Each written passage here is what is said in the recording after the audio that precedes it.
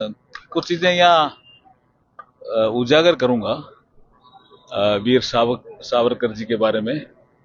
और हमारी सरकार जो प्रधानमंत्री नरेंद्र मोदी जी के नेतृत्व में चल रही है, उस सरकार के कई काम हैं बहुत अच्छे। उसमें एक काम ये भी है कि जो महापुरुष हुए इस देश के और जिनको उचित सम्मान नहीं मिला आजादी के ठीक बाद, और ऐसा कहा गया कि इनको भूल जाओ, इनसे ज्यादा बात नहीं करनी, ऐसे सरदार पटेल ऐसे महापुरुष हैं जिनको मान और सम्मान कांग्रेस ने नहीं दिया।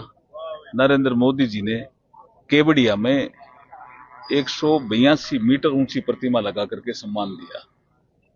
ऐसे ही बाबा साहब बी आर अम्बेडकर, जिनको कांग्रेस ने कहा कि क्या जरूरत है इतना याद करने की, क्या जरूरत है इतना लिखने की,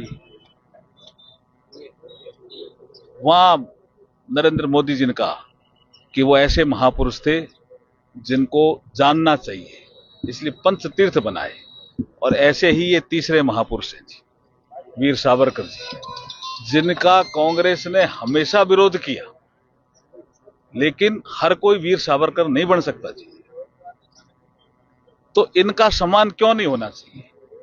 जब अटल बिहारी वाजपेयी इस देश के प्रधानमंत्री थे, तब उन्होंने संसद भवन में वीर सावरकर जी की मूर्ति का अनावरण किया। कांग्रेस ने उस समय भी बाइकाट किया। यह भी जनता को जानना चाहिए और देश को जानना चाहिए। इतने महापुरुष, इतने बड़े महापुरुष जो बैरिस्टर भी रहे, जिनको काला पानी की सजा हुई, उनके साथ आप न्याय नहीं करोगे क्या?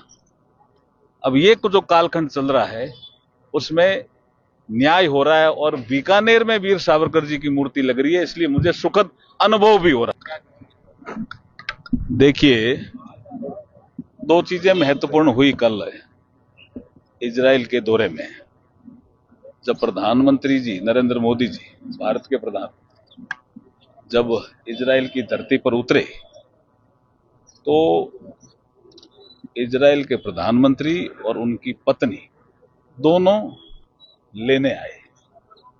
ये कम अवसर होता है जब दोनों लेने प्रोटोकॉल तोड़।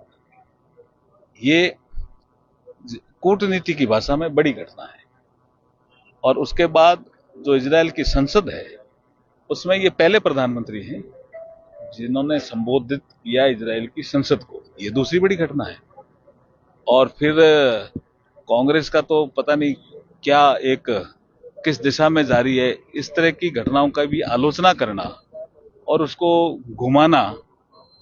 अरे भाई, सर्वोच्च सम्मान मुस्लिम देशों ने भी तो दिया है प्रधानमंत्री नरेंद्र मोदी जी को। वो विषय सेटल हो गया और कल ही बैठक करके शिक्षा मंत्रालय में सभी महानुभावों से आग्रह रहेगा, इसको हटा भी दिया गया और प्रेस रिलीज भी जारी की है। और प्रधानमंत्री नरेंद्र मोदी जी 28 तारीख को अजमेर आ रहे हैं। वहाँ नियुक्ति पत्र भी दिए जाएंगे और राजस्थान के विकास से संबंधित कुछ प्रोग्राम होंगे, उनका शिलान्यास भी होगा और उद्घाटन भी होगा।